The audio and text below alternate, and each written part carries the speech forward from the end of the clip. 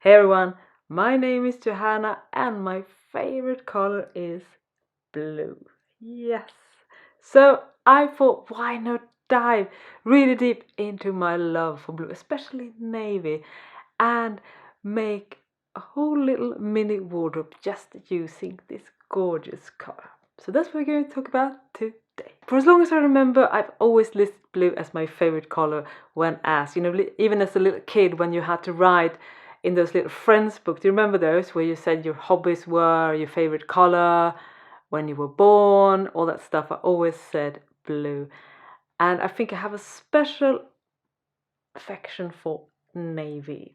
Dark navy, medium navy, I just love it. It's such a classic color and always a little bit more interesting than just simple black. And another thing that I'm so fond of, and it's also been from my childhood, and that is everything that has a sort of nautical inspiration. So this wardrobe I'm actually going to make this fall, which consists of 3 different garments: a blouse, a pair of pants, and a top. And all 3 will have that sort of navy vibe, at least 2 of them for sure. And the first fabric, well, that's definitely very much literally very nautical inspired. It has tiny white anchors as a print, and this is a medium navy rayon fabric, so it's woven and it's really beautiful. It has a very soft drape, and this fabric was actually a scrap that I found at a local store here. It has actually a big hole just at one of the edges, but I do think it's workaroundable.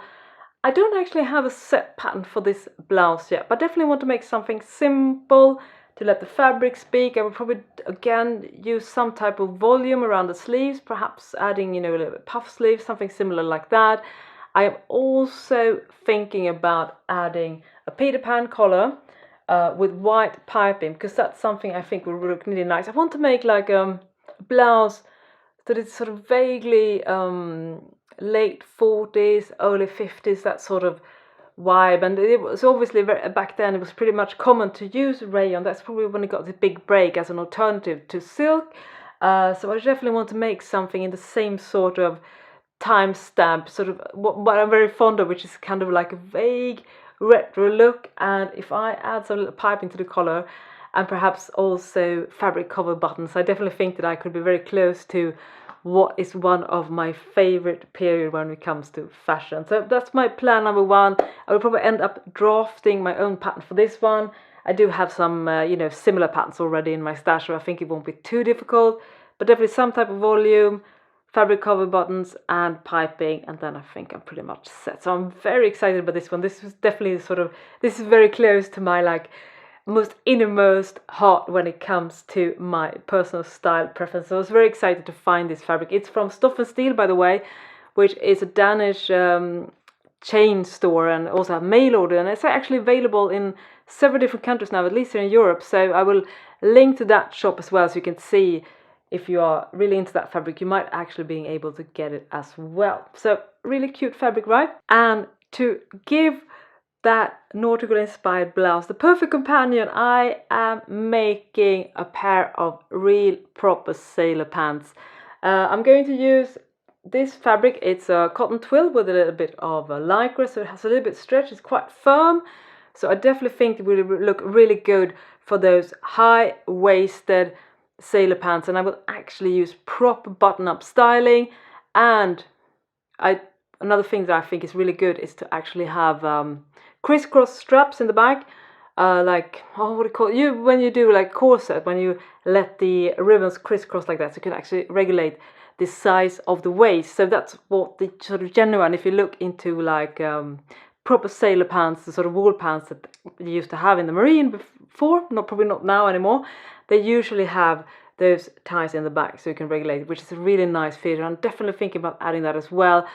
I do have a pattern in mind. It's from an old Burdastyle magazine from 2005, which has proper not full front buttoning.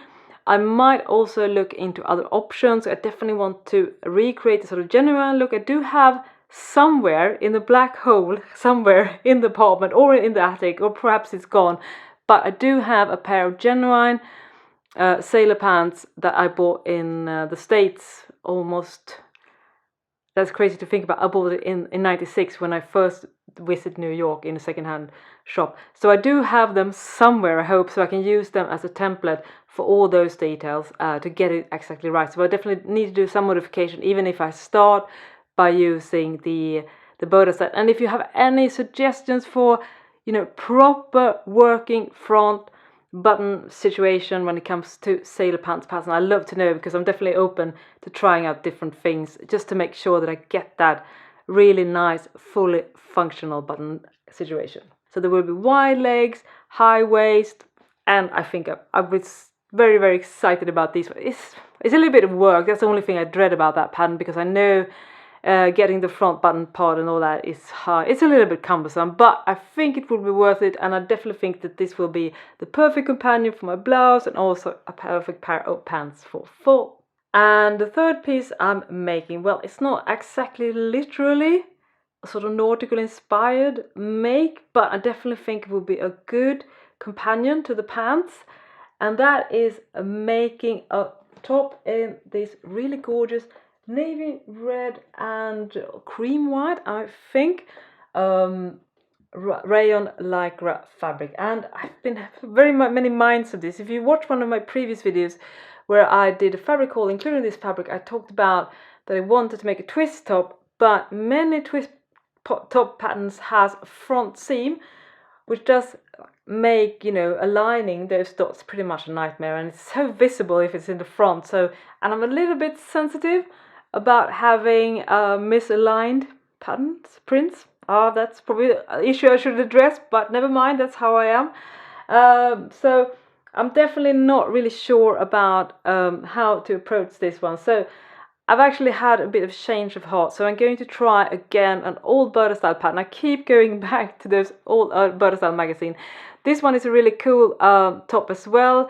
It doesn't have a seam in the front, but it does have a similar sort of vibe that a twist top has, with some drapes around the chest area and a very deep neckline, because that will need to be removed. Because if you are working with Burdastyle, one good thing to know, especially in the older magazine, is if there's a V-neck, that V-neck will run deep. I mean, you will actually probably end up, you know, peeking through your bra band and lots of other stuff as well, because they're so deep. And for someone like me, it also has a really short upper body, and you know, the distance between my chin and my breast is pretty much non-existent, to be honest.